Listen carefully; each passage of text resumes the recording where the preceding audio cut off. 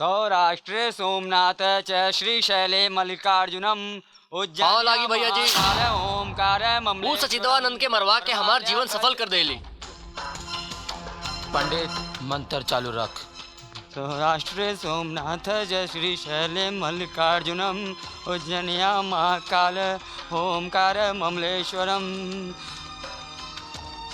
ओमकार ममलेश्वरम परमया वैद्यनाथम च डंकिया नमस्तुते।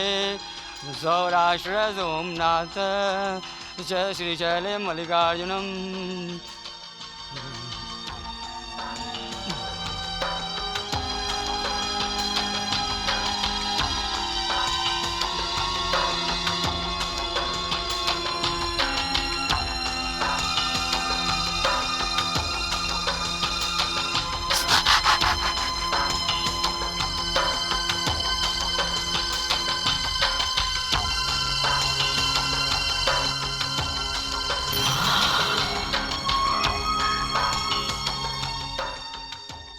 पंडित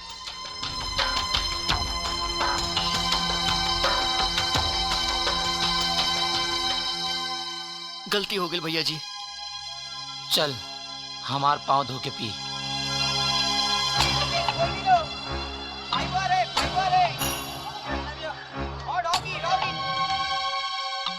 ई ले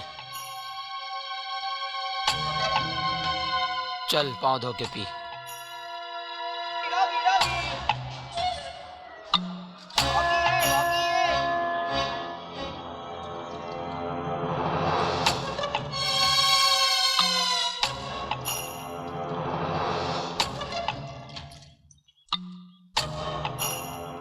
पानी पी।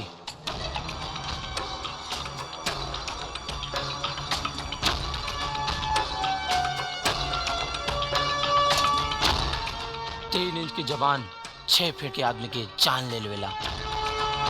आज तोरा वजह से हमरा के ब्रह्मत्या के पाप करे के पड़ी।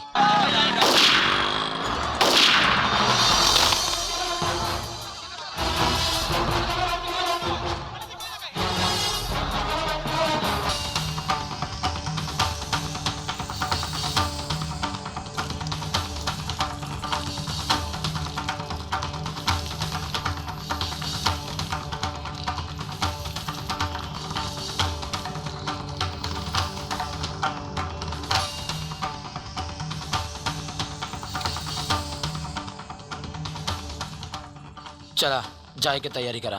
ठीक बा।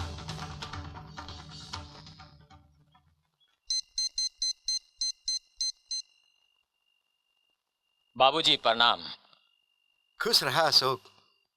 और कैसन हुआ? सब कुशल मंगल बा ना? नहीं बाबूजी। का भइल? कौनो परेशानी हो का? हाँ बाबूजी, वो PWD के 10 करोड़ के टेंडर रही ना बाबूजी, वो हमरा हाथ से निकल गवा है। वो सुल्तानपुर के सलीम अंसारी के हाथ लग गवा है बाबूजी। कुछ करी बाबूजी, ये टेंडर हमरा हाथ से निकले के ना चाहिए। अरे तू फिक्र ना कर, अब वही बाबूजी जिंदा है ना, ये हमारा वादा है, ये टेंडर तोहें मिली। धन्यवाद बाबूजी, धन्यवाद। ठीक है। 10 करोड़ का टेंडर सुल्तानपुर के सलीम अंसारी के नाम पड़ गई बा। एकरा के लिए तो हमका कुछ करे के पड़ी।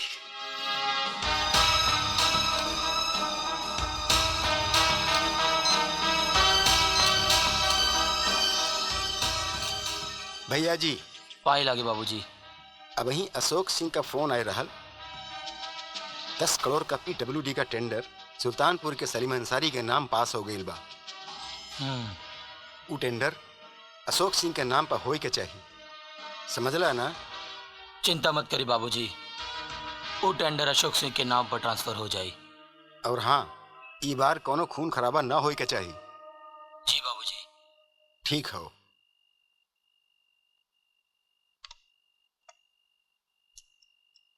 आदमी के शरीर के भीतर खून की जगह पानी हो तो कितना अच्छा हो। तो हार मरद कबाइल काल सवेरे।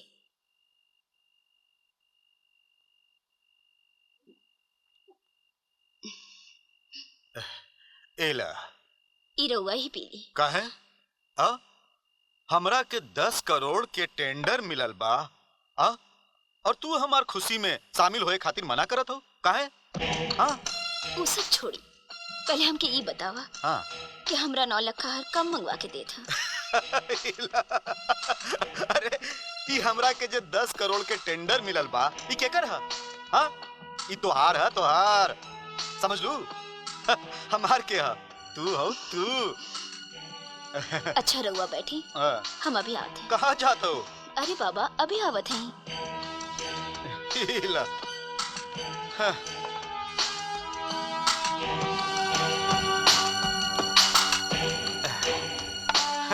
ना लखा हार चाहिए। सलीम साहब अस्सलाम वालेकुम।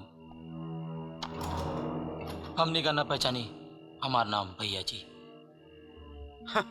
वो तो ठीक है, पर हमार इजाजत के बगैर तू हमारे घर में कैसे हिला? हम सुना कि PWD का 10 करोड़ का टेंडर तोहार नाम पे खुलल बा। हाँ तो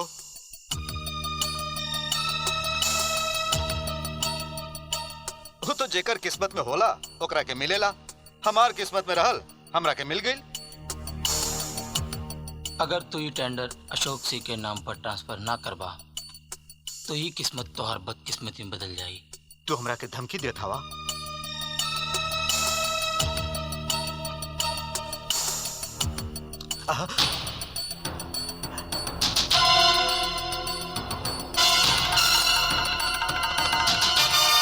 हम धमकावत ना आई।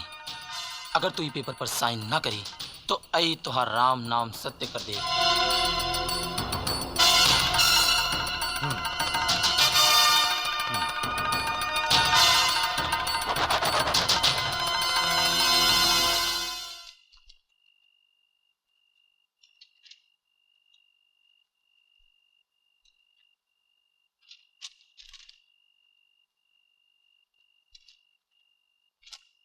इला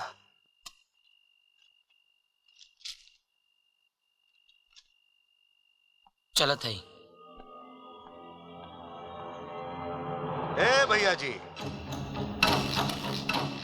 पेपर पर साइन कैला से कोई भी टेंडर केहू के नाम पे ना हो जाला। हमार जिंदा रहत ये टेंडर अशोक सिंह के नाम पे ना हुई, बुझला? तोरे मरने के बाद तो हुई।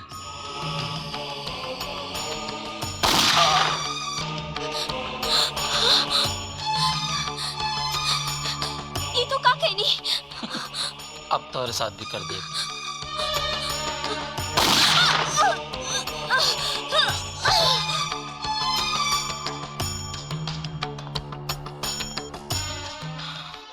बाबूजी कहत रहलन कि खून नाई बहे के चाहिए, मगर यहाँ तो होली के न्योता दिए के चाहत बा। इले बाबूजी, तो हर काम हो गई। वाह भैया जी वाह, क्या बात हो। अशोक, तोहरा से हम कह रहे ना कि बाबूजी के जियत भय ई टेंडर पे तोहार नाम होई। इले ए पे तोहार नाम हो गइल बा।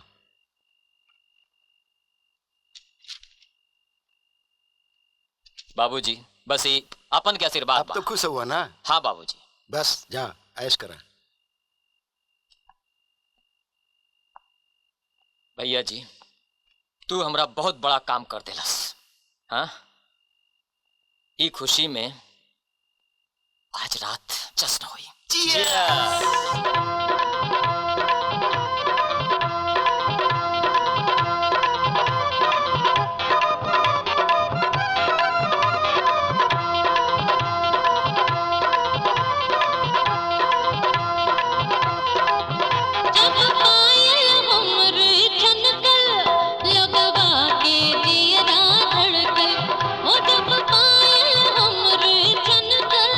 लगवा के जियरा धड़कन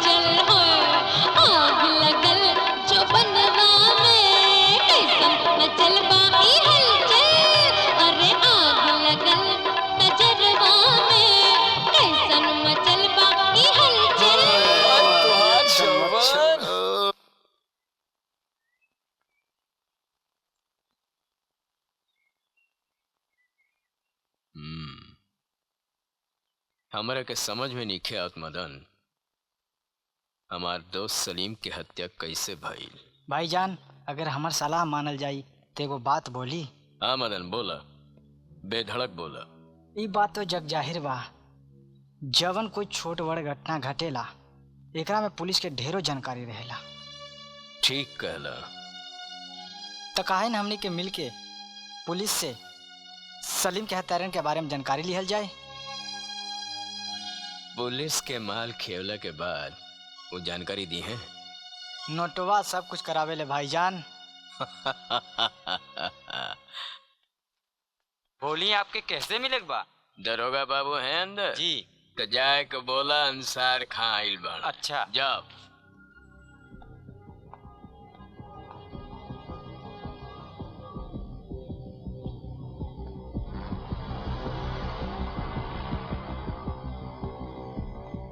आज रहुआ के चांस मिला था आवे क्या? अस्सलाम वालेकुम। वालेकुम अस्सलाम।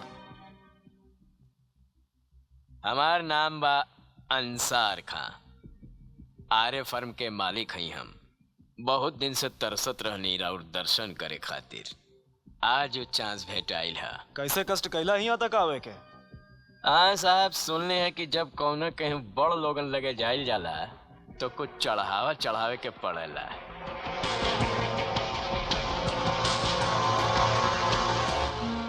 बाकी काम के बाद तो सब बाद में हुई। हाँ तो फरमावा का सेवा करी, कुछ ठंडा गरम ले आल जाई। ठंडा गरम तो सब हो जाई साहब, हम तो आइल बानी कामे के खातिर। बोली का बात है?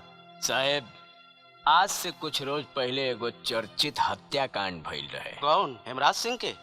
अरे नहीं साहब। तो कौन हो? सच्चिदानंद कारपोरेटर के? अरे ना साहब ना। तो फिर कौन हत्याकांड? वो है PWD के कॉन्ट्रैक्टर। अच्छा अच्छा, तो वो आप सलीम अंसारी के बात करत हैं? हाँ साहब, सलीम अंसारी। का संबंध रहल उनसे? वो हमार दोस्त रहे साहब, भाई जैसन रहे। अब दोस्ती और भाईचारे के फर्ज तो निभावे के पड़ी ना। हाँ वो सब तो ठीक है, मगर आप वो केस में का चाहता नहीं, जबकि फाइल तो उनका अभी ने बंद चला था। दरोगा बाबू, वो हत्याकांड में केकर हाथ बा, यह संदेह खातिर हम आइल बनी। का सोचे लगले दरोगा बाबू, कहाँ खो गई नीरुआ? कुछ नहीं। तो देखिए अंसार खां, सलीम अंसारी हत्याकांड कौनो आपसी रंजिश में नहीं भइल है, बल्कि वो पूरा परिवार एगो डकैती कांड में मारल गई है। दरोगा बाबू, डकैती कांड पुलिस के निगाह में हुई, बाकी सच्चाई का बा भनक पड़ गई बा हमरे के। चाहता नहीं कि रउआ अपन हिसाब से एकर खोजबीन करी, और पुलिस के हाथ में खोजबीन करे के मादा नहीं खे तो हम खुद खोज ले। कसम खुदा के, अगर मालूम पड़ गई हमरा के कि सलीम अंसारी के हत्या में केकर हाथ बा, तो खुदा कसम एक एक के मुड़ी काट के फेंक देब हम। हमार नाम अंसार खां बा। चलतानी, खुदा हाफिज। नमस्कार।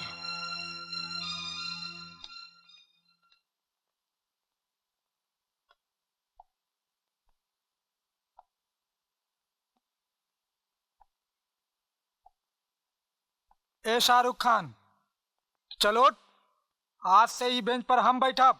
का कहते हैं? बहरा हुए का? तोरे के मालूम नहीं कि हम क्या हैं? कुत्ता हवे तू।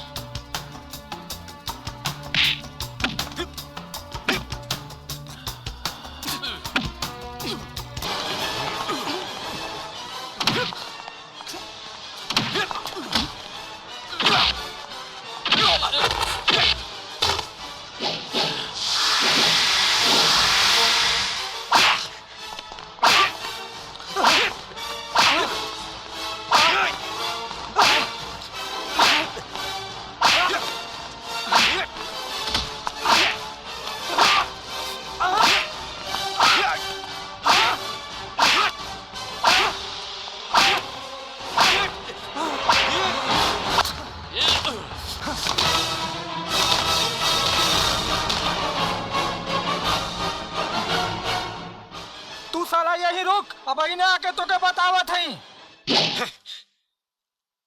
चलिए आइए कमिश्नर साहब, कमिश्नर साहब, एक्सक्यूज मी कमिश्नर साहब, शहर में जो गुंडागर्दी बढ़ रही है उसके लिए पुलिस प्रशासन क्या कर रहा है? इसके लिए हम पूरी कोशिश कर रहे हैं। आप कोशिश ही करते रहेंगे या कोई एक्शन भी लेंगे? देखिए, शहर में सुख शांति बरकरार रखने के लिए जितनी अहम भूमिका पुलिस वालों की होती है उतनी अहम भूमिका मीडिया वालों की भी होती है। Is that clear? लेकिन कमिश्नर साहब, कुछ रोज पहले ही पीडब्ल्यूडी के ठेकेदार और उसकी बीबी का कत्ल हो गया है। ये मामला पेचीदा और बहुत गंभीर है और पुलिस पूरी जिम्मेदारी से तहकीकात कर रही है। कॉर्पोरेटर सचिदानंद की हत्या के बारे में क्या कहना चाहेंगे आप? सचिदानंद की हत्या आपसी रंजिश के कारण हुई है। पुलिस उनके हत्यारों को जल्द से जल्द ढूंढ लेगी और कड़ी से कड़ी सजा देगी।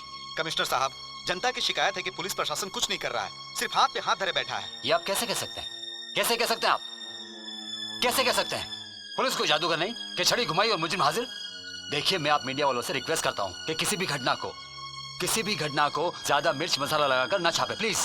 तो क्या आप राज्य में बढ़ रही गुंडागर्दी के लिए मीडिया को जिम्मेदार मानते हैं? जी नहीं, इसके लिए राज्य में बढ़ रही भूखमरी और गरीबी को जिम्मेदार मानता हूँ मैं। कमिश्नर साहब, आपका अगला कदम क्या होगा?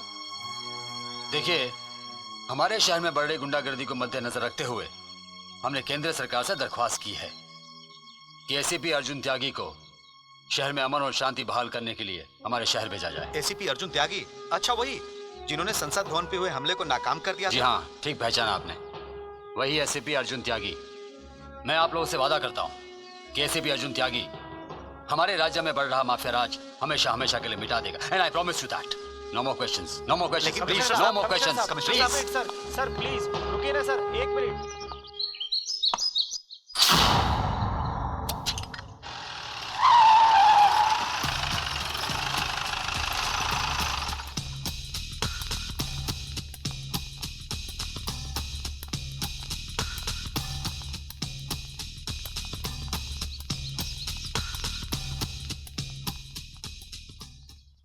हैदर जौन लइकवा के तू मरले रहला उ लइकवा तोरा के ढूंढत बा।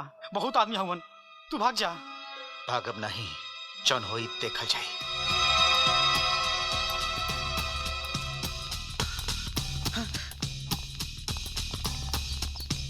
भैया उ रहल।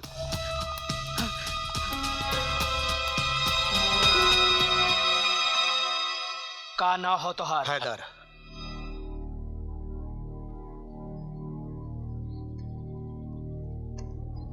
मुसलमान होके मुसलमान के मारा ताड़े?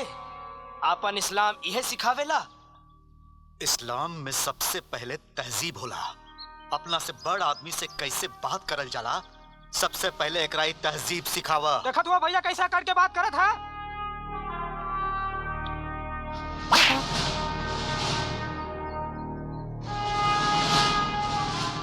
ई हमार छोट भाई है। हमारी दुनिया में केहू नहीं के।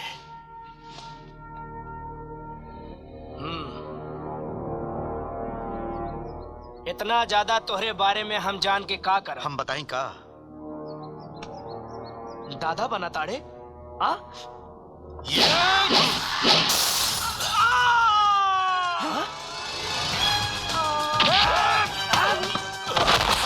मार साला के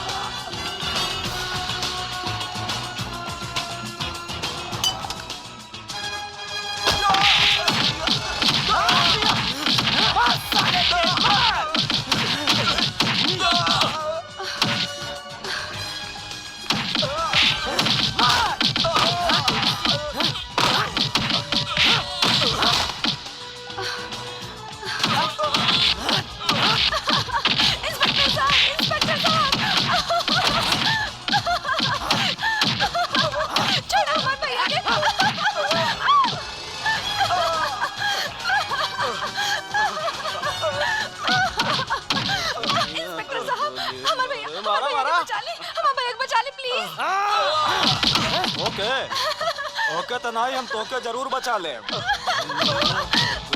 मारा साले को, मारा साले को।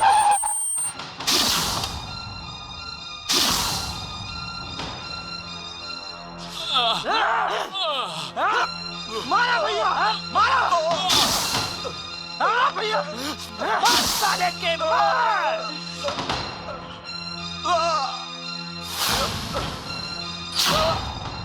इंस्पेक्टर साहब, देखिए वहाँ क्या हो रहा है। खेल खत्म हुई तब जाने। तब तक तो वो मर जाएगा। तो क्या अमिताभ बच्चन बने बहुत शौक है? जा जा बचावा।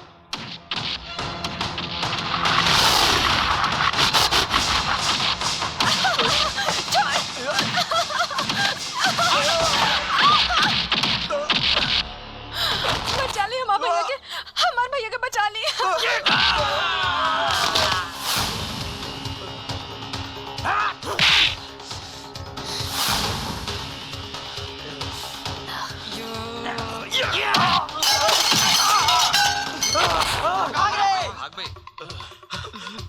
भैया, भैया। अरे तो साला सचमुच में अमिताभ बच्चन का बाप बन गवा।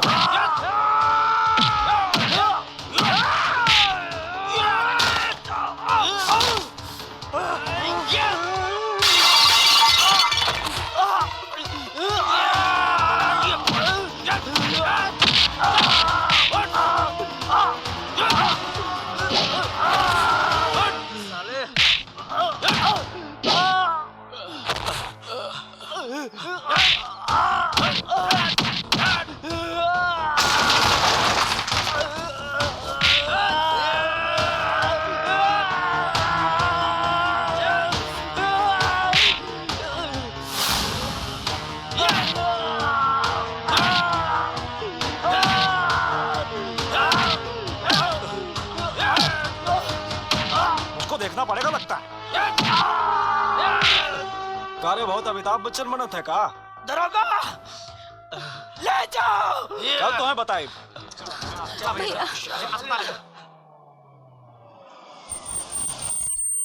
चल चल उतार उतार। बहुत अमिताभ बच्चन बना था यार। यार यार आओ जल्दी, चल अंदर चल। जैन साहब, ये क्या हो रहा है? इन्हें इस तरह क्यों पकड़ रखा है? सर देखिए किसको पकड़ कर लाया हूँ। अमिताभ बच्चन बनने की कोशिश कर रहा था सर। जानते हो ये कौन है? नो सर। ये एसीपी अर्जुन त्यागी है। सर सर हमसे बहुत बड़ी गलती हो गई साहब, हमें माफ कर दीजिए सर। हमें माफ कर दीजिए सर। चाहिए। Thank you. We are very sorry ACP Arjun Tyagi. It's okay sir. आओ तुमसे कुछ बात करनी है, चलो। एसीपी अर्जुन, ये बहुत ही इंपॉर्टेंट फाइल है सर। इसमें शहर के सभी गुंडों की लिस्ट है सर। इसमें सबसे प्रमुख है बाबूजी। ओके सर।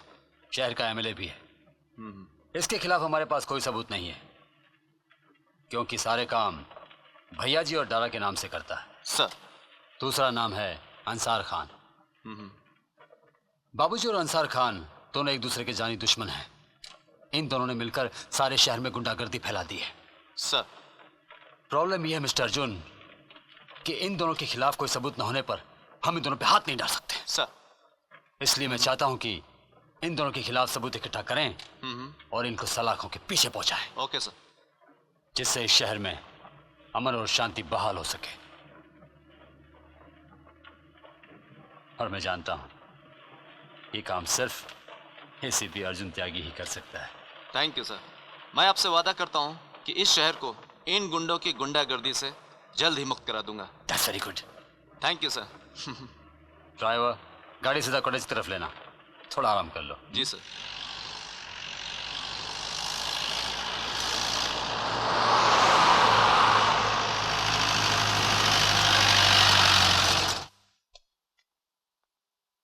हैदर, हैदर बेटा, हमारा बच्चा ना बचवाना ना बेटा। अपन बाप महतारी से मुंह ना मोड़ल जाला बेटा।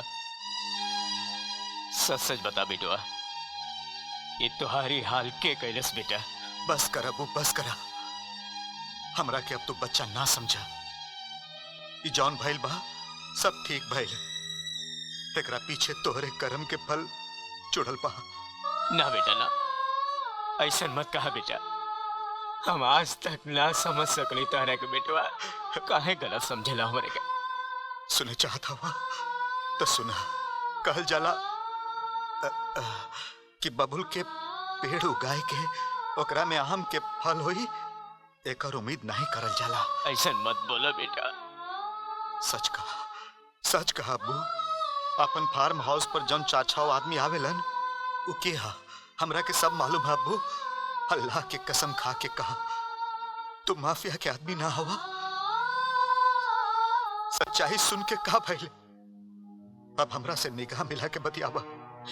ना बेटा, ऐसा बात मत बोला बेटा। हम तुम्हारा अब्बू हैं। ये कुल जौन कर रहल बानी सब तोहरे खातिर बा। ऐसा मत बोला बेटा। अब्बू, अब तोहरा के चिंता करे के कोनो जरूरत नहीं है। एगो सच्चा दोस्त मिल गई बा हमरा के, एसीपी अर्जुन त्यागी। वो तोहरा से कहीं ज्यादा हमार ख्याल रखेला, समझ गेला अब्बू? अब आप लोग यहाँ से जाइए। पेशेंट की हालत ठीक नहीं है, इन्हें आराम की सख्त जरूरत है। प्लीज इन्हें आप डिस्टर्ब मत कीजिए। तू चिंता मत कर बेटा, सब ठीक हो जाए। तू चिंता मत करिए, सब ठीक हो जाए।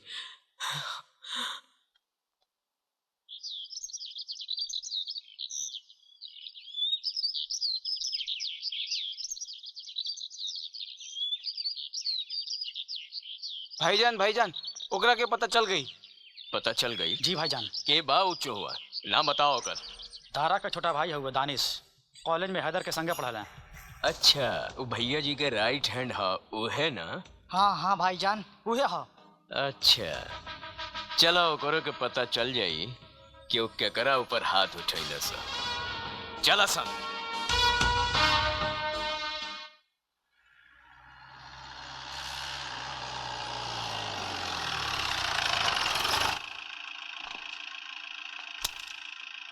जा उठा लिया सर के। चल। अरे भाई सुनो, चल। का रे?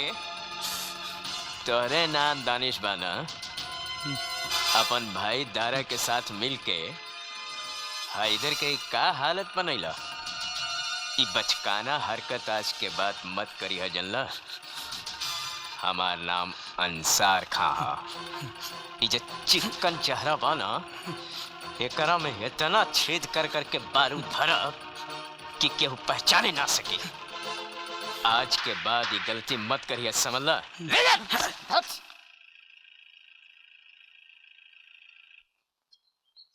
सलाम साहिब। Good morning. अस्सलाम वालेकुम एसीपी साहब। आपकी तारीफ? जनाब, अंसार खान नाम बा हमार। ओह, तो आप ही अंसार खान? जनाब साहेब, हमार बिटुआ के बचा के रहुआ हमार ऊपर बड़ा उपकार कइल बाने। ये एहसान हम जिंदगी भर ना भूलब। आप किसकी बात कर रहे हैं? हैदर। हैदर हमार आपन खून बा साहेब, हमार बिटुआ बा। हैदर आपका बेटा है? देखिए अंसार खान, हर शरीफ आदमी की मदद करना मेरा फर्ज है और बुराई को खत्म करना मेरा दायित्व। मैंने आपके बारे में जो सुन रखा है वो ठीक नहीं है। बेहतर होगा कि आप अपने बुरे कामों को बंद कर दें, समझ गए? जनाब।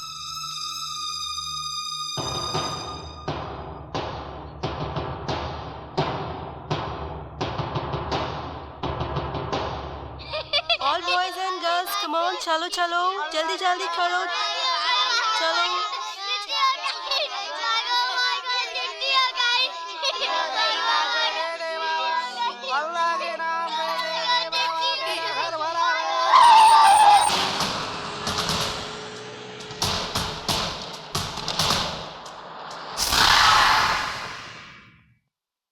अशोक बाबू। हाँ। वो पीडब्ल्यूडी का टेंडर हुआ तोहरे नाम पर ट्रांसफर हो गई। लेकिन बाबूजी का हिस्सा अब तक काहे नहीं पहुंचल? अरे तू चिंता ना कर भैया जी, कल सुबह तक बाबूजी के घर पे 50 लाख रुपया पहुंच जाई। और हाँ, तहरा खातिर एक ओपन जीप खरीद ले हा, और वो हमरा तरफ से तहरा के गिफ्ट हुआ। शुक्रिया अशोक बाबू, शुक्रिया। ठीक है भैया जी, तो हम चलत है। प्रणाम। प्रणाम।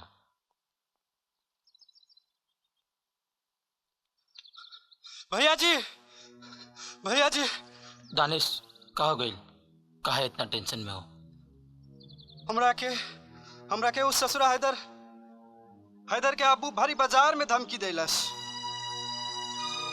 हमरा के धमकी के बदला लेवे के बा। दानिश, ओकरा के धमकी के मतलब सीधा ओकरा के खून। लेकिन शांत हो जा, ई बार खतरनाक एसीपी आइल है, ओकरा से बच के रह के पड़ी। काहे कि वो हमरा के पीछे कुत्तन के जैसे हाथ धो के पड़ जाए। दानिश, तू शांत हो जा और अपन पढ़ाई लिखाई पे ध्यान देबा। जी वक्त आई पे वो दोनों बाप बेटन का हम देख ले, ठीक बा?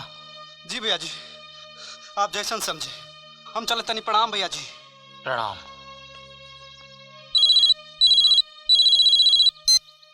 हेलो भैया जी सुना का कहा तानी? कौन? भैया जी अब तोहार समय खत्म हो गइल बा।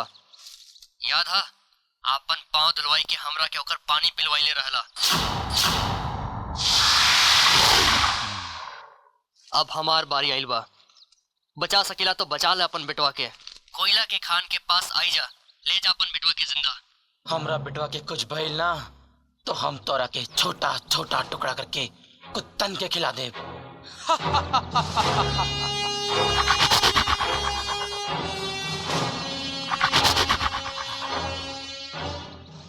मेघराज,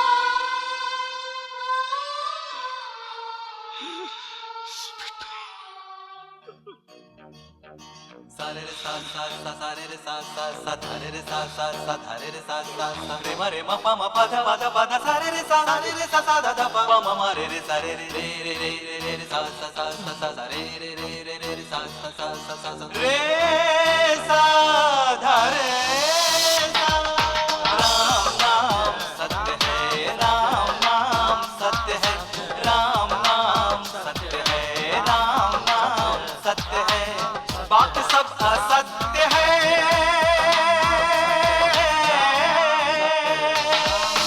राम नाम सत्य है, राम नाम सत्य है, राम नाम सत्य है, राम नाम सत्य है। कहीं चोरी, कहीं डाका, कहीं दंगल, कहीं मंगल, कहीं चोरी, कहीं डाका, कहीं दंगल, कहीं मंगल, ये राज बहल बा जंगल।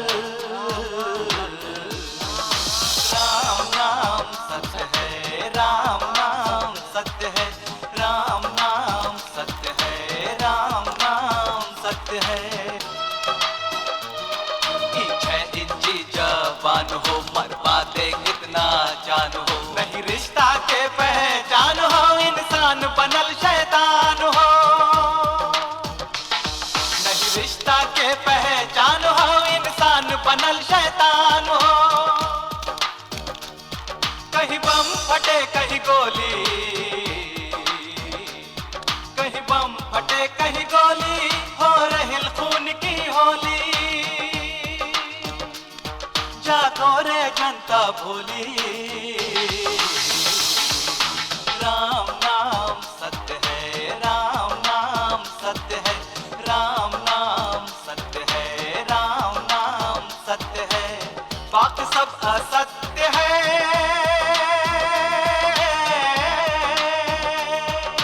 राम नाम सत्य है, राम नाम सत्य है, राम नाम सत्य है, राम नाम सत्य है।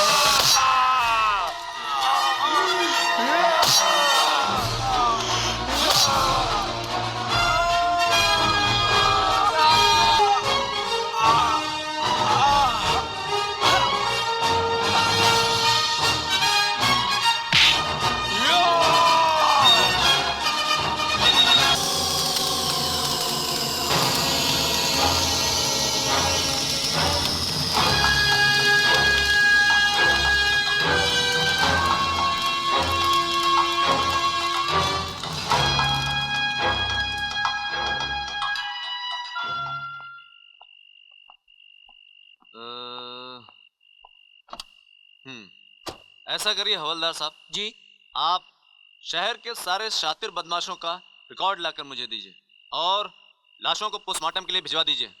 क्विक। जी सर। चलो।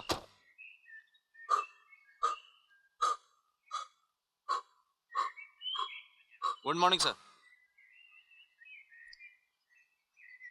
सर आपने मुझे बुलाया? Yes mister Arjun. ये सब क्या हो रहा है? क्या हो रहा है ये सब? It's a total mess. इस शहर में लॉ एंड ऑर्डर नाम की कोई चीज है कि नहीं? आए दिन इस शहर में मर्डर पे मर्डर होते जा रहा है। क्राइम इज एट द पीक और पुलिस डिपार्टमेंट कुछ नहीं कर रही है, कुछ नहीं। आप जानते हैं पुलिस डिपार्टमेंट की कितनी बदनामी हो रही है? मैं कर भी क्या सकता हूं सर, मेरे हाथ बंधे हुए हैं। अगर आप मुझे परमिशन दें तो मैं शहर के सारे माफियाओं पर रेड करना चाहता हूं। तो जाइए, कीजिए, जो सही लगता है वो कीजिए। मेरी तरफ से पूरी परमिशन है आपको। और हाँ, I want result, result and result. Did you get it? Right sir. जाइए। जय हिंद।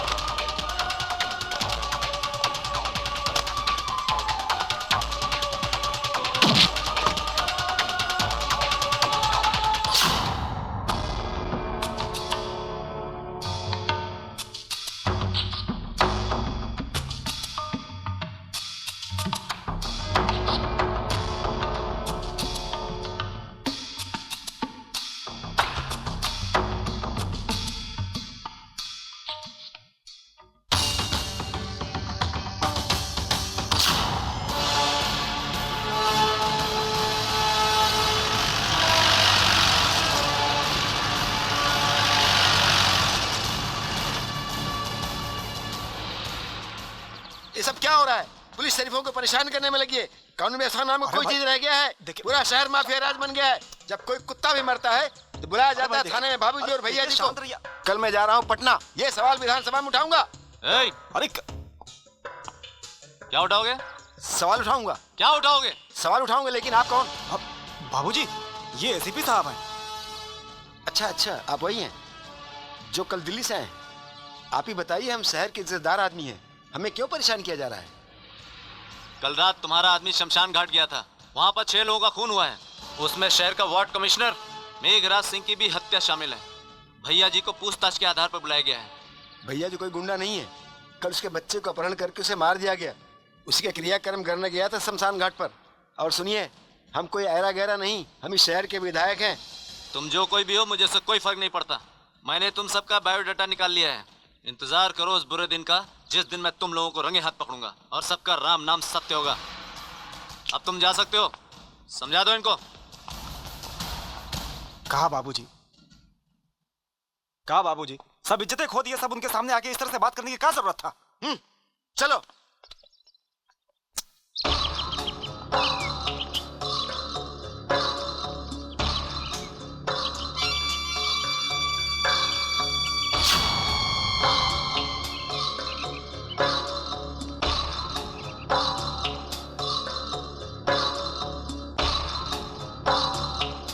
हमारा नाम बाबू पांडे हो।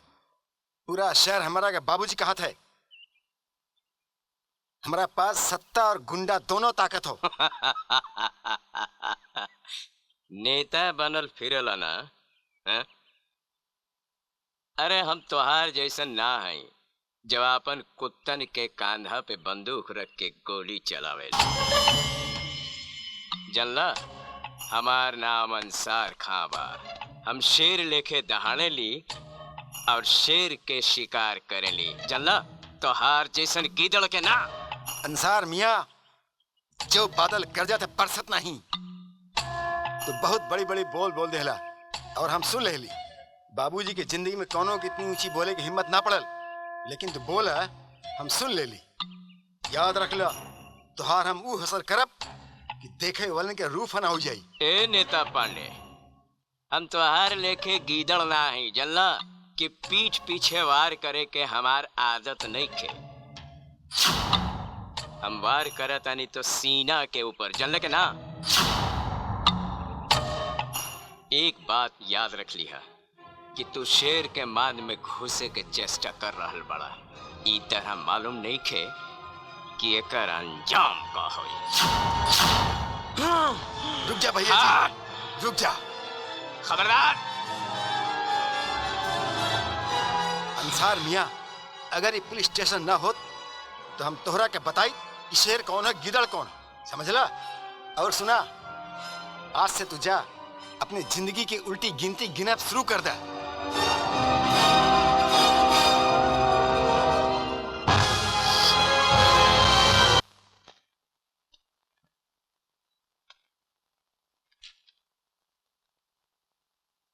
अस्सलाम वालेकुम एसीपी साहब। ओ आप?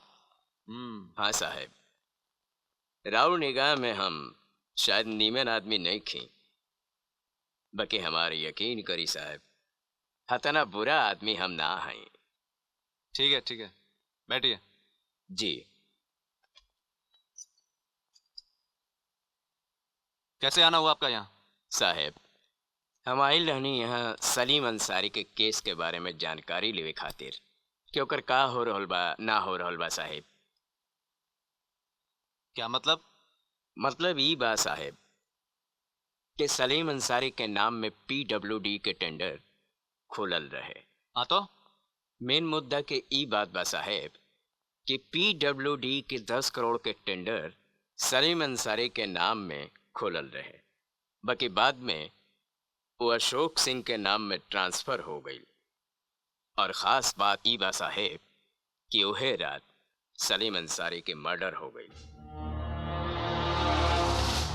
तो साहेब, हम चाहतनी कि सलीम अंसारी और उनके परिवार के इंसाफ मिला साहब। सलीम अंसारी हमार बड़ा जिगरी दोस्त रहे साहब। हम चाहतनी कि ओकर परिवार के इंसाफ मिलस तो वो लोग के शांति मिली और हमरों को बड़ा सुकून मिली साहब। ओहे से हम राउर लगे आइल बानी।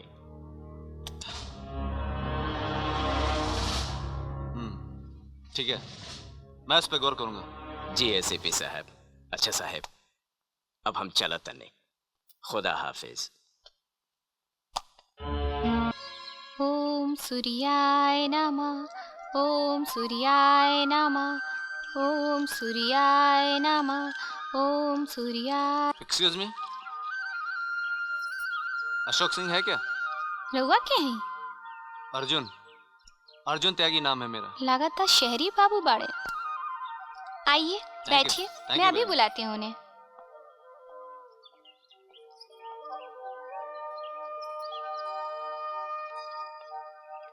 एसीपी साहब, आप? सुना है आपसे पहले PWD का टेंडर सलीम अंसारी के नाम था। हाँ। उसी के बाद डकैती के हत्याकांड में उसके पूरे परिवार समेत उसकी हत्या हो जाती है। पुलिस तफ्तीश करती है और उसके हाथ कुछ भी नहीं लगता। पुलिस केस बनाकर फाइलों को पुलिस विभाग की अलमारियों में रख देती है और मामला कुछ समय के बाद ठंडा पड़ जाता है, उसी प्रकार जिस प्रकार लाश ठंडी पड़ जाती है। आप क्या कहना चाहते हैं? मैं कहना यह चाहता हूं कि मैंने उस जांच को फिर से खोल दिया है। यदि उसकी हत्या के पीछे तुम्हारा किसी तरह का हाथ हो तो उसे कबूल कर लेना।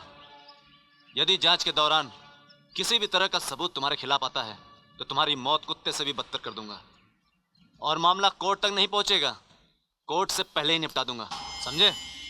अर्जुन त्यागी नाम है मेरा।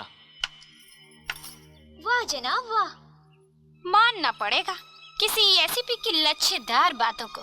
तारीफ करने वालों का तहे दिल से शुक्रिया अदा करना मैं अच्छी तरह से जानता हूँ, लेकिन अपनी पहचान करने वाले उस शख्स से इतनी उम्मीद तो करता ही हूँ कि वो अपनी पहचान बताने की तहजीब तो रखता ही होगा।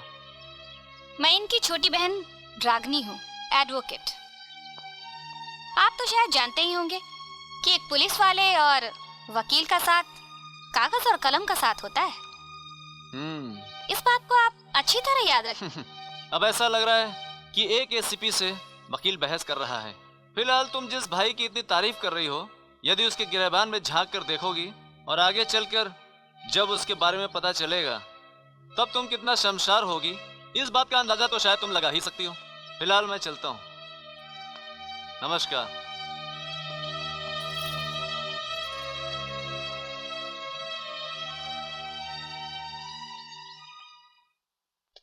भैया जी प्रणाम। प्रणाम। आवा अशोक पिया। अरे नहीं भैया जी नहीं। तो एसीपी तोहरा के धमका के गइल? हाँ का बताएं भैया जी, ये एसीपी के कुछ करें के पड़े, नहीं तो ये हमनी के फांसी पे चढ़ा दे। अगर ना होई ना तो हमरा से कहिया। सिंह साहब, हमनी के रहता आप बेवजह परेशान मत होई। हमनी के सलाह माना तबे आप घर जाई और चैन की नींद सोई। ना भैया जी ना, एकर कुछ उपाय करा। ऐसा उपाय लगावल जाए कि सांपों मरे और लाठी भी नहीं टूटे। अगर एसीपी के गाड़ी के सामने से ट्रक भिड़वा दियल जाए तो कैसन रही? अरे ना भैया जी ना, ऐसन करे से हमनी के फंस जाए। जा काहे? कहीं ट्रक पकड़ा गया ना तो हमनी के बाजा बच जाई। और ससुर कौनो दूसर उपाय समझ में नहीं आवत। भैया जी हमरा तो लागत था एसीपी और अंसार मिलके हमनी के खिलाफ प्लान तो नहीं बनावत हो। सन कुत्ता कितना भी भौं भौं करी, पर शेर के आगे दुम दबाई। ठीक है भैया जी, तो हम चलता नहीं। प्रणाम भैया जी। प्रणाम।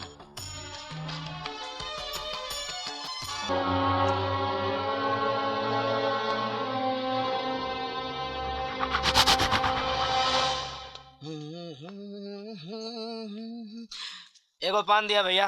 अब भला भैया, जर्दा कम टनाटन एकदम। एकदम भैया। और भैया पान में का कर रही सब बताई दो भैया। हाँ जर्दा बनैया एकदम, जर्दा टनाटन। नारा का चाहिए तो का चाहिए? सलीम अंसारी का खून किसने किया? बोल। हम कुछ नहीं जानी। सच क्या है कबूल कर। हमको कुछ नहीं मालूम। बोल, वरना कल के सारे समाचार पत्रों में तेरे इनकाउंटर की खबर छपवाऊंगा। हम समझ गए नहीं कि तोहका का चाहिए। हम बताओ तानी, सलीम अंसारी की हत्या में पीडब्ल्यूडी के टेंडर के मालिक भैया जी और ओसो सिंह के हाथ दारा बोल, अशोक सिंह के अलावा और कौन कौन शामिल है? बोल दारा, बोल। भैया जी, हम तोरा के एसीपी के मारे के खातिर भेजे रहे और तू हमरा भाई जैसन दोस्त दारा के मार दिए। नहीं भैया जी, अरे हम तो मारे गए नहीं एसीपी के, और गलती से गोली लाग गई दारा भैया के। हमरा से बहुत बड़ गलती हो गई भैया जी। हमके एक बार माफ कर दी भैया जी, सिर्फ एक बार माफ कर दी भैया जी। भैया जी हमरे भाई को मार दिए और कहते माफ कर दई।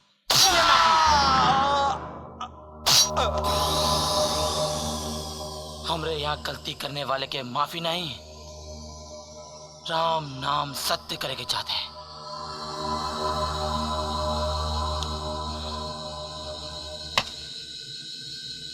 ले जा ससुरा के। चल साले। एसीपी साहब, मेरा भाई बेगुनाह है, आप इसे इस तरह नहीं ले जा सकते। देखिए, आपको जो भी कहना है कोर्ट में जाकर कहिएगा। फिलहाल मुझे मेरी ड्यूटी करने दीजिए। देखिए एसीपी साहब, किसी भी मुजरिम को पकड़ने के लिए उसके नाम का गिरफ्तारी वारंट जरूरी होता है, और मैं इनकी वकील हूँ, इस नाते से मैं आपसे पूछ रही हूँ, कहाँ है इनके नाम का वारंट? शक के आधार पर किसी भी व्यक्ति को पकड़ने के लिए कोई वारंट की आवश्यकता नहीं होती, और वैसे भी यदि तुम्हारा भाई बेगुनाह है तो उसे कोर्ट में ले जाकर उसकी बेगुनाही साबित करें। ठीक है, ले जाइए आप इन्हें, लेकिन याद रखिएगा, जिस दिन मेरा भाई कोर्ट से बाइज्जत बरी होगा ना, उस दिन पूरे पब्लिक के सामने आपके जुर्म का पर्दाफाश होगा। भूलिए मत रागनी सिंह जी, आप वकील हैं, और कानून जब ड्यूटी के दौरान किसी व्यक्ति को पकड़ता है तो वो जुर्म नहीं कहलाता है। चल।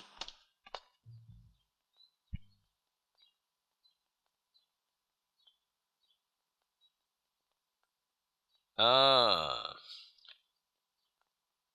अच्छा, हाँ हाँ, आखिर उछलल ना अशोक सिंह के नाम सलीम अंसारी के हत्या में। अब आइल बा निशाना पे दुश्मन। बोलो तो भाईजान लगा दे ठिकाने पे सरवा के। ना मदन ना, तू कुछ मत कहिया। अशोक सिंह, जब तक ले हम चाहिब तो हर सांस चली, और जब हम चाहिब तो बंद। अब देख हम तो हर का हाल करतनी। कोर्ट के सामने जो बात आई है, एक मरे हुए आदमी का बयान जिसे सिर्फ एसीपी अर्जुन त्यागी ने सुना और किसी ने नहीं, बेबुनियाद साबित होती है। ऐसे में कोर्ट इस नतीजे पर पहुंची है कि अशोक सिंह और भैया जी का सलीम अंसारी की हत्या से कोई संबंध नहीं है। भैया जी और अशोक सिंह को बाइज्जत बरी करते हुए एसीपी अर्जुन त्यागी को ये सलाह देती है कि वो आगे इस तरह की कोई भी कार्रवाई करने से पहले अभियुक्त के खिलाफ पुख्ता सबूत इकट्ठा करके ही आगे कोई कदम उठाए।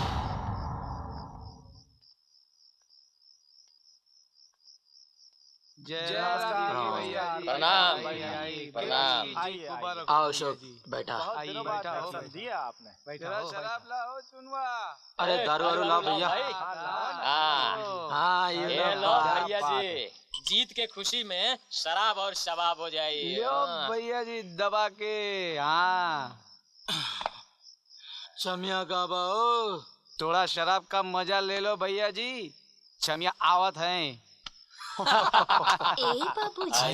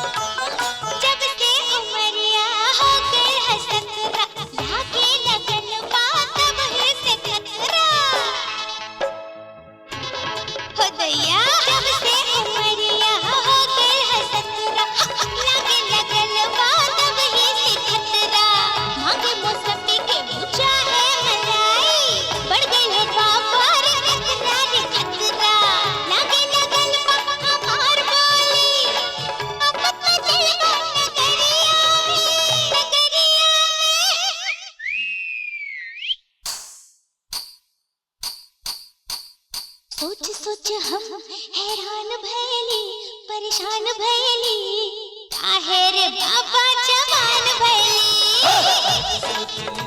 हराम कैलू हराम कैलू और काहे तू गोरी जवान भैलू सोच सोच निनिया हराम कैलू और काहे तू गोरी जवान भैलू सोच सोच निनिया हराम कैलू और काहे तू गोरी जवान भैलू सोच सोच निनिया हराम कैलू और काहे तू गोरी जवान भैलू काहे तू गोरी जवान भैलू काहे तू गोरी जवान भैलू काहे तू गोरी जवान भैलू अर्जुन त्यागी अर्जुन त्यागी अर्जुन त्यागी अर्जुन त्यागी अर्जुन त्यागी अर्जुन त्यागी अर्जुन त्यागी। आपने इस शहर से माफिया राज खत्म करने की बात कही थी, लेकिन कल के वाक्य ने साबित कर दिया कि शहर से माफिया राज खत्म ही नहीं हुआ बल्कि पुलिस के रूप में दूसरा माफिया राज शुरू हो गया है। क्या अगर आप इसी तरह बेगुनाह लोगों को पकड़ेंगे तो क्या शरीफ लोग अपने आप को सुरक्षित महसूस कर पाएंगे? कभी कभी अक्सर मुठभेड़ में ऐसा भी होता है, बिना सबूत के भी पुलिस को मुजरिमों को गिरफ्तार करना पड़ता क्या है। आप किसी को भी बिना सबूत के गिरफ्तार कर लेंगे? आप बताइए, अगर छोटे छोटे कस्बों में इस तरह होता रहा तो वो दिन दूर नहीं कि पूरे प्रदेश में माफिया राज फैल जाएगा और माफिया का दूसरा नाम होगा पुलिस। देखिए, मेरी आपसे गुजारिश है कि पुलिस को अपना काम करने दीजिए और आप सब लोग अपना काम कीजिए। अंडरस्टैंड?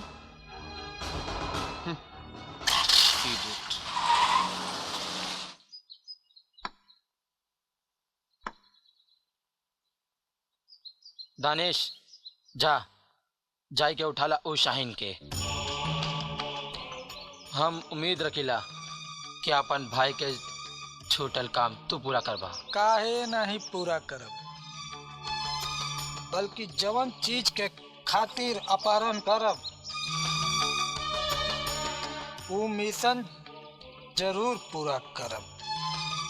शाबाश शाबाश, यही उम्मीद रखिला हम तोहरा से।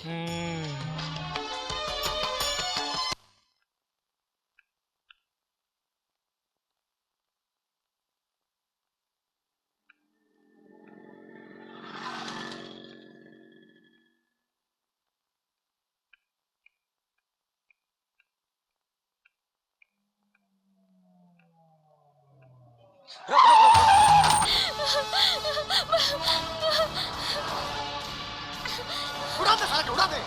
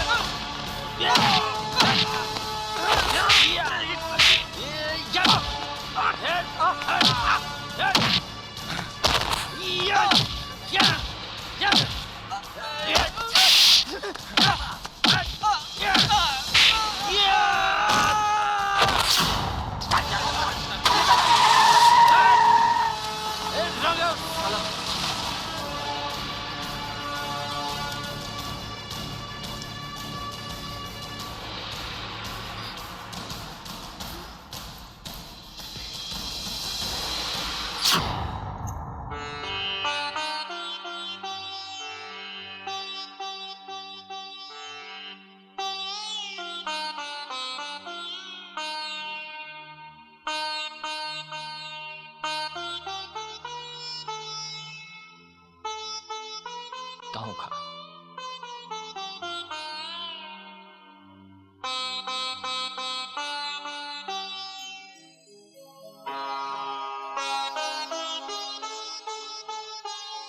खुश रहा।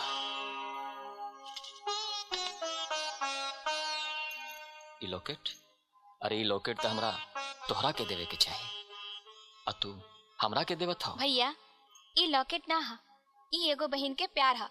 जबले ई राउर गला में रही तबले रउआ के अपन बहन के याद आवत रहे।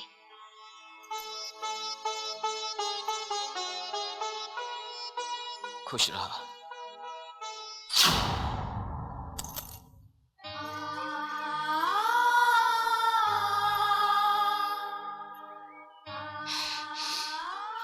ई हार ई तोहरा के का भइल? ये घर में पाप देखे खातिर था माई बाप नेके बाड़न। ला मिटा ला अपन हवा। दोस्त लोग के संगे नकाब पहन के अपन बहन की इज्जत उतारे में शर्म नहीं किया आवत, और अभी नकाब उतार के ये खेल खेले में शर्म आवता। नीच। अपन भाई से ऐसा घिनौनी बात करे में तहरा के सर नहीं आवत हो। ठीक कहत रहले एसीपी साहब, हमें उनका के गलत समझत रहनी है। आज हमरा सामने तुहार सब पर्दाफाश हो गई। आज से हमार तुहार रिश्ता खत्म।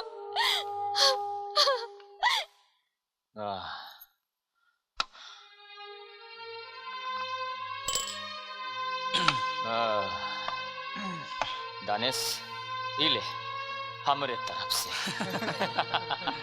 ई हार तो हम दनिस्वा के तेले रहली। एकर मतलब ई भइल नकाब पहन के हमार बहन के इज्जत पे हाथ डालस। दानिश तहरा के तो हम ना छोड़ब। रे बाबा रे बाबा रे बाबा रे लड़की है क्या रे बाबा रे बाबा रे बाबा रे बाबा। दनिस्वा हमारा कसूर कहाँ है? इज्जत लूटे हमारा कसूर कहाँ है? ये ले हमारी माँ कहाँ है वो? कहाँ से मार क्या हुआ? हमारा कसूर कहाँ है?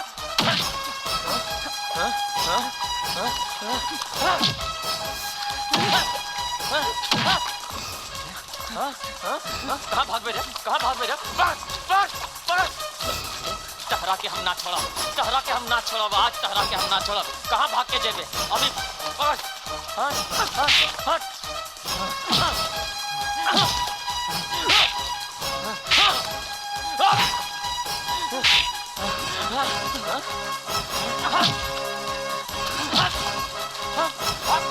कहाँ जेबे भाग के? भाग पकड़ पकड़ पकड़। हमार बहन की इज्जत लूटे की कोशिश कर ले। आज तहरा के हम जिंदा ना छोड़ा। भैया जी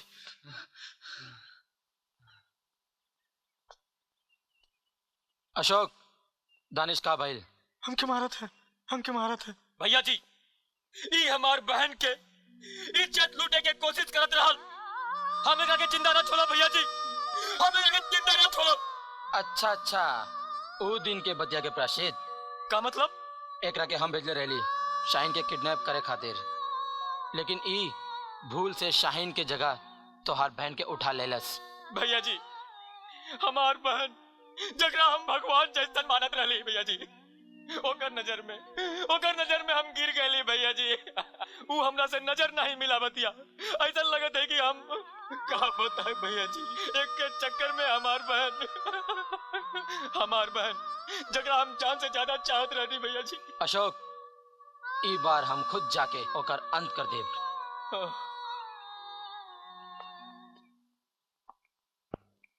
एक मिनट भैया, हम बहुत देर से देखा तानी कि तो कुछ सोचत हुआ। का सोचत हुआ? कि हम कुछ नहीं सोचा तानी। देखा भैया, बिना कारण जाने हम तो पढ़े ना जब। ठीक बा बताओ तानी। वो कहा कि आजकल तोहार चिंता हमरा ज्यादा बा। भैया तोहरा के आपन बहनी के ऊपर भरोसा नहीं खे? शाहीन उ कहा कि हम भैया हमार दाहिना आँख फड़कता। दाहिना आँख फड़कत बा? हाँ भैया। तो बढ़िया है ना। अरे एसीपी साहब हैदर कैसे हो? एकदम बढ़िया ही साहब। शाहीन कैसी हो? ये चेहरा उतरा उतरा क्यों है? अब हिन तो खुश रहल, अब का हो गई? भैया देखा ही हमरा के तोहार दोस्त अच्छा ना लगेलन। अरे पगली ऐसा नहीं कहल जाला। भैया तो इनकरा लगे इतना बुद्धि नहीं खे कि कम से कम अपन सच्चा दोस्त से एक दिन भर में मिले की चाहिए। हैदर अपनी बहन को समझाइए कि मुझे इनकी भाषा समझ में नहीं आती, मुझे हिंदी में बताइए। त्यागी जी ये तो पागल है। इसका कहना है कि जो सच्चे दोस्त होते हैं उन्हें कम से कम दिन में एक बार तो मिलना ही चाहिए। ओ समझा, आई सी। हैदर जी इन्हें बताइए कि हम आपके सच्चे ही दोस्त हैं। अभी आपने याद किया और हम आपके सामने हाजिर हो गए। जी हाँ त्यागी जी। भैया आज हमार जी बहुत घबरात है, यही से हम मजार पे जाए चाहते। जाई? हाँ हाँ जरूर जा। खुदा हाफिज।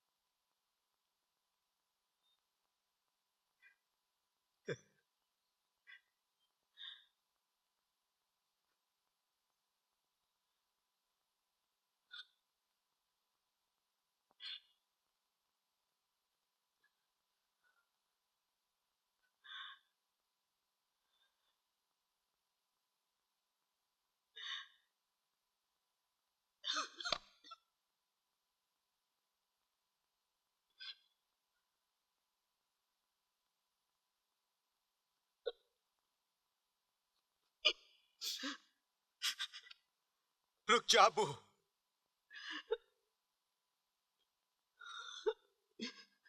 आप अली नापाक हाथन से हमारी बहन की जिद छुआ न बेटवा। मत कह अपने मुंह से हमरे के बिटवा। ये सब तोहरे पाप के फल बा जौन हमरे लोगन के मिलल बा। न बेटवा।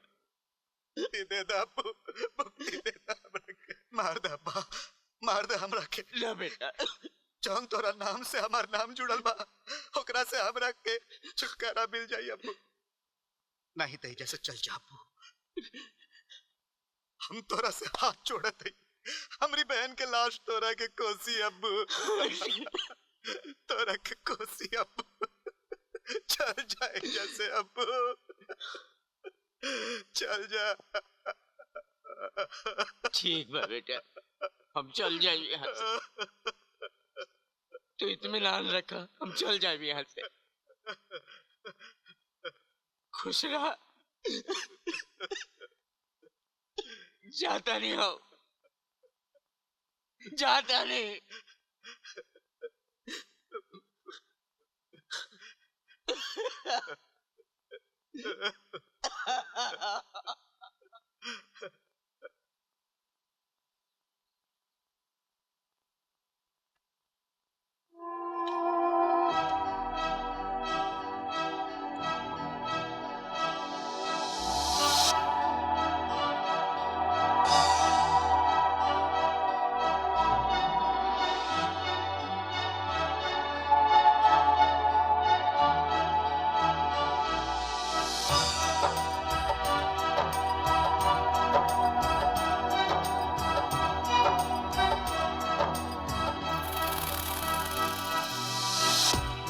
गईले हो छोड़ के पंछी, उड़ गईले हो छोड़ के पंछी, आपन ठौर ठिकाना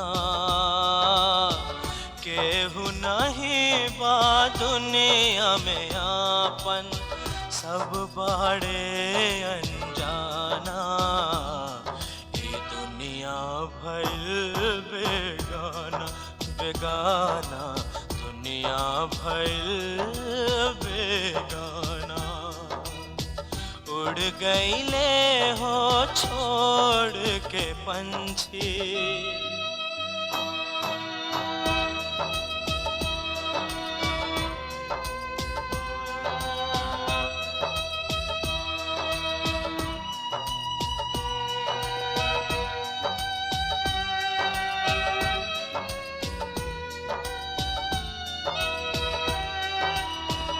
लाख करे इंसान चतुराई, करम के लेखा मिट नहीं पाई।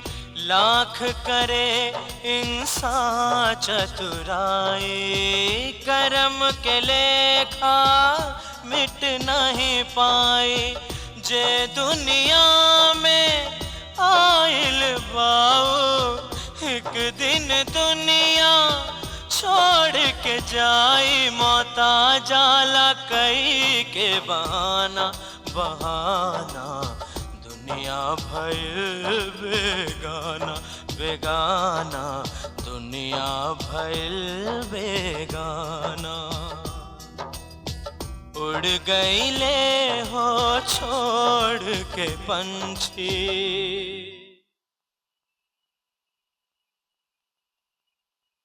शाहीन, हमार भाई के बाद तू ही तो हमारी जिंदगी के सहारा रहो। तू अपन भैया के छोड़ के कहे चल गई, कहे चल गई।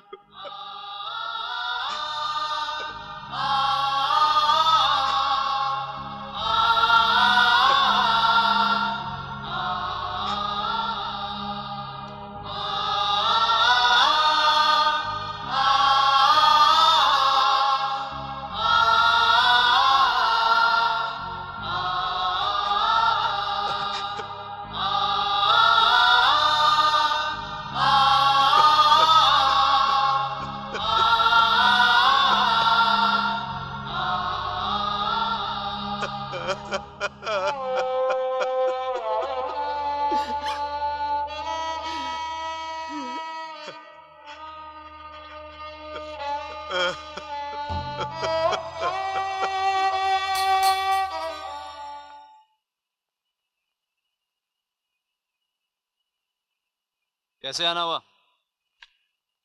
लगता है कि मुझे अब भूल गए हैं। यहाँ के सभी लोग मुझे बाबूजी कहते हैं। ऊपर पार्लियामेंट के बड़े बड़े नेता भी मुझे बाबूजी कहते हैं, और आपके विभाग के लोग भी मुझे बाबूजी कहते हैं। Stand up! मैंने कहा उठिए। अगर नहीं हुआ तो? कुत्ते की तुम सीधी करने के लिए हमेशा अपने पास पेट्रोल रखता हूँ। एसीपी, जबान संभाल कर बात कर। तू मुझे और मेरी ताकत को नहीं जानता। मैं चाहूं तो एक चुटकी में तेरी वर्दी उतरवा सकता हूं।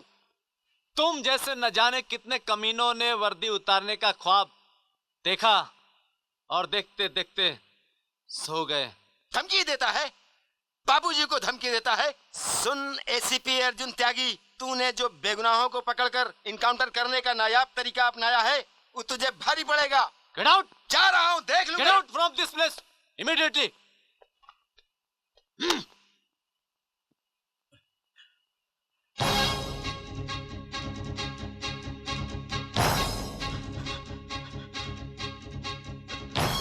उठी ना भैया, उठी ना भैया, भैया, भैया, मम्मी हमके मारत है, भैया। शाहीन,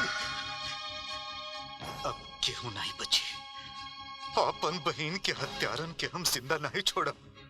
शाहीन, हम तो हर कसम खा के कहा थे, अब वो लोगन के जिंदा नहीं छोड़ा, नहीं छोड़ब जिंदा, नहीं छोड़ब।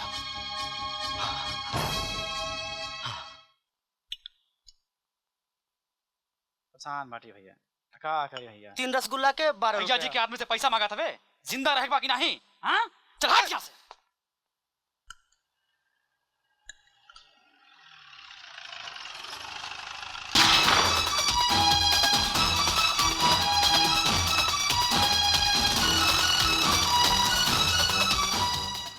भैया जी, 1 हफ्ता के लिए अंडरग्राउंड हो जा। मामला काफी गर्म बा।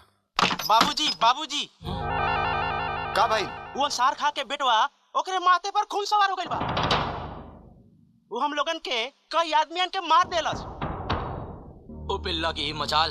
भैया जी, इकरा पहले की सपोला सांप बन जाए तो करे सर का कुचलता है कर 10 साले के। जमील, वो हैदरवा कहाँ पे मिली? आज जुमेरात है, वो हर जुमेरात के मजार जात है, वहीं पे मिली। इयो कर आखिरी जुमेरात हुई। तुझको गफूरो रहीम कहते हैं, तू बख्श देना खतागर कोई गुलाम से हो। है इब्तिदा भी तू ही और इंतहा भी तू ही, हर एक काम का आगाज तेरे नाम से हो। तू बड़ा कारसाज है या रब, तुझ पे बंदे को नाज है या रब। आली मर्तब है बंदाए नाचीज, तू तो बंदा नवाज है या रब। हमको तो सहारा तेरा मौला सुबह हो शाम, सब नामों से प्यारा है अल्लाह तेरा नाम, मेरे अल्लाह तेरा नाम, मेरे मौला तेरा नाम, मेरे अल्लाह तेरा नाम, मेरे मौला तेरा नाम। अल्लाह तेरा नाम, मौला तेरा नाम, अल्लाह तेरा नाम, मौला तेरा नाम।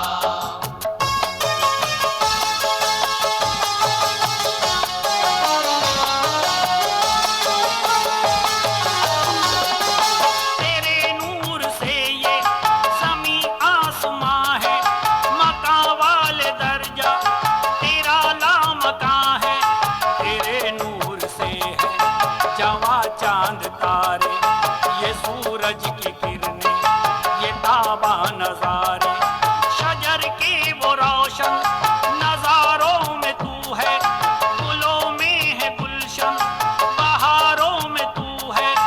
जिधर तुझको देखे उधर आशिकारा, जिधर तुझको देखे उधर आशिकारा, जिधर तुझको देखे उधर आशिकारा।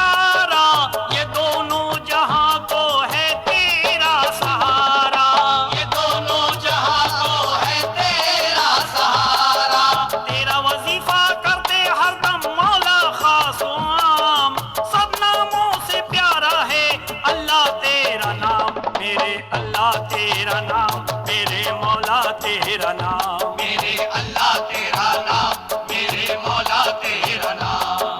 अल्लाह तेरा नाम, मौला तेरा नाम, अल्लाह तेरा नाम, मौला तेरा नाम।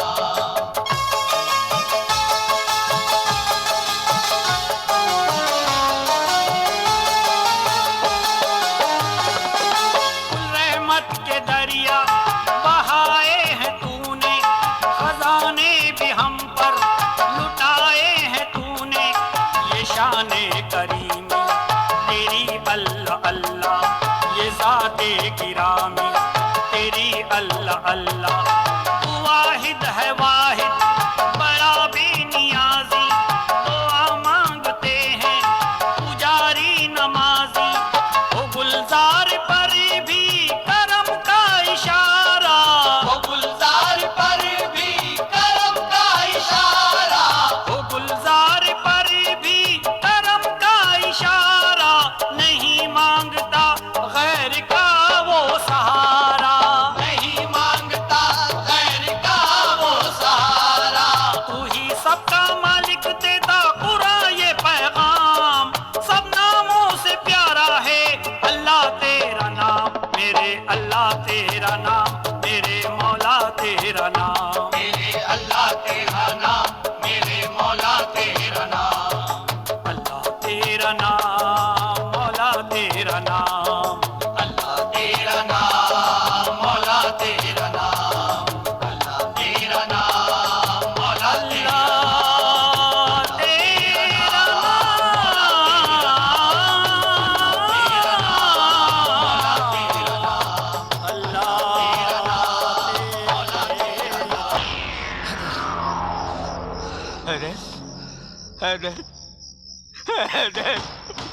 इधर देख तो अब्बू आइल बा। ई का हो गई रेशमी साहब, ई का हो गई।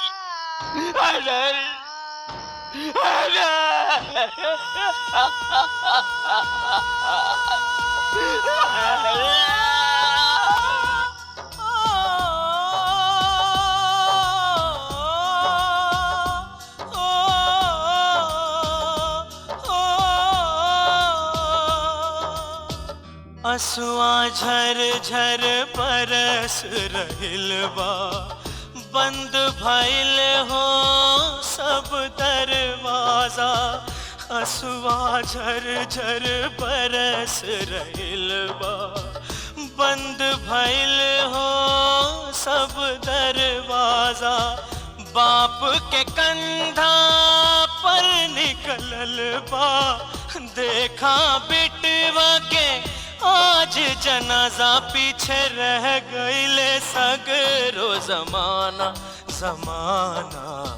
दुनिया भर बेगाना बेगाना, दुनिया भर बेगाना। उड़ गईले हो छोड़ के पंछी।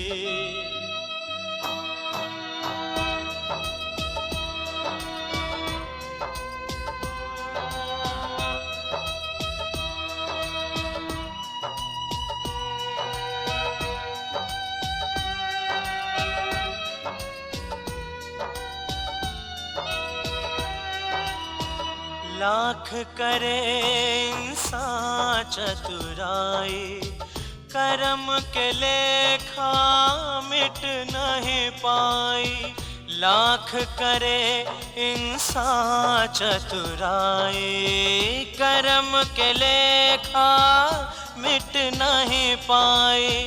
जे दुनिया में आइल बाऊ, एक दिन दुनिया छोड़ के जाई। मौता जाला कई के बहाना बहाना, दुनिया भर बेगाना।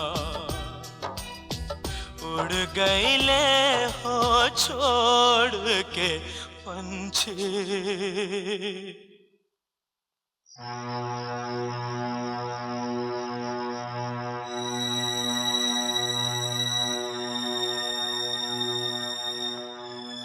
हम लोगन मिलके अंसार खान और एसीपी के ठिकाने लगा दी ना, तब मजा आ जाए। और हाँ, हमहू दारा भैया के मौत के बदला ले ले। दानिश, तू ठीक कहत वाड़ा। भैया जी एक काम करा। बोलल जाई रहुआ। देखा लोहा गरम बा, सिर्फ चोट करे का देरी हो। यही लागे अंसार के जाय के उड़ा दिया जाए। का हो एकरा से? भैया जी तू हो माफिया डान, हम है राजनीतिक। एक बात सोच ले, राजनीतिज्ञन के सोच समझ के कदम उठावे के पड़ेला। तू जा अपने काम का अंजाम दे। ठीक बा बाबूजी। अब वक्त आ गइल बा अंसार खान के राम नाम सत्य होए के। साहेब, हमार बचवन के हत्यारन के कुछ पता चलल? बहुत जल्द उनको ढूंढकर उनके फन को कुचलूंगा। साहेब, फन तो राव का कुचलब, फन तो हम ही कुचलब। अब हमार सबर के बांध टूट गईल बा। खुदा कसम एसीपी साहब, जौन दिनों हमारे के मिल गई है, हम एक एक के जिंदा जलाई, हम छोड़ब ना। देखिए, जज्बात में आकर कानून को अपने हाथ में लेने की भूल हरगिज मत कीजिएगा। कानून के हाथ में हम ना लेवे के चाहिला साहेब। हमार जिंदगी में जौन लोग अंधियारा गईल बाड़े, हम उनका घर में अब चराग ना जले देव साहब। ये अंसार खां के वचन बा साहेब। जाता नहीं साहेब। चला अशोक, उठा, अब काम के अंजाम देवल जाए। चला, हम तुहार लोगन के साथ हैं। एसीपी के ट्रांसफर होवे से पहले यहाँ से निकल ले ही, भागे में हम मदद करब। तू ठीक कहत बड़ा दरोगा बाबू, हम सब समझत हई, हम सब समझत हई। हाँ ठीक।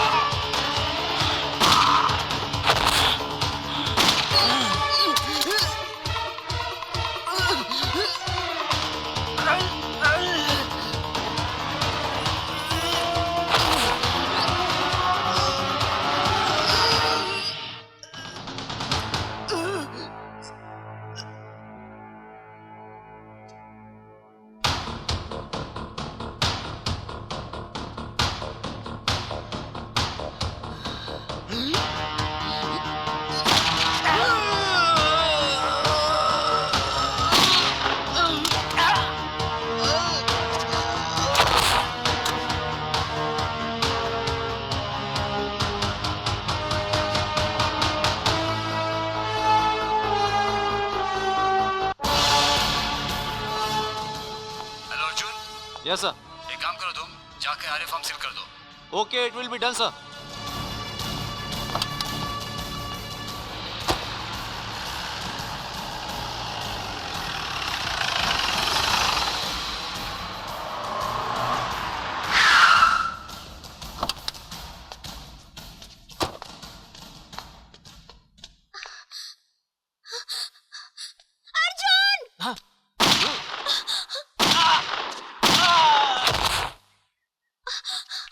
अर्जुन, तू ठीक था बा? आज मुझे मेरी मंजिल मिल गई। अब मुझे तुमसे कोई दूर नहीं कर सकता।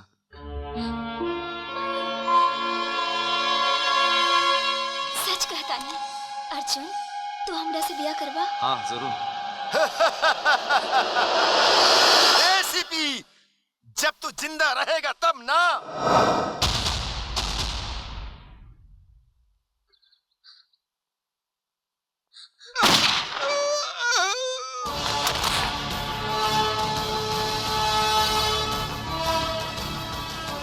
कुत्ता साला, कुत्ते की मौत ही मरा। थू।